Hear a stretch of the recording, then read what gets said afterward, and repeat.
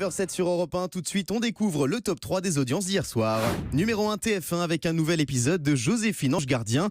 En un claquement de doigts, Mimi Mati se téléporte en tête des audiences, 5 300 000 téléspectateurs et 23% de part de marché.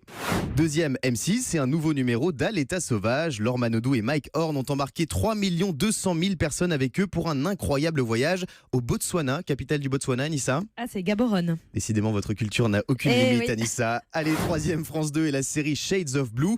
À ne pas confondre avec le film préféré d'Anissa, 50 Shades of Grey, bien sûr. 2 millions de Français ont passé la soirée devant France 2, soit 8% du public. Allez, on passe aux audiences des autres chaînes avec le roi des chiffres et des jeux de mots.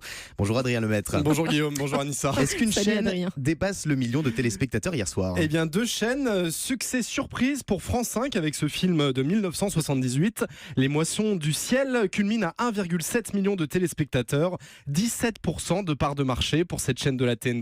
Numéro 2, c'est TMC avec le film Captain America. 1,2 million de Français ont suivi ce film, 5,5% d'audience. Et du côté des Access? Et du côté des Access, The Wall dans sa moyenne, 3,420 millions à 20% de part de marché. N'oubliez pas les paroles, 2 550 000 Français ont suivi l'émission de Nagui, 14% de part d'audience.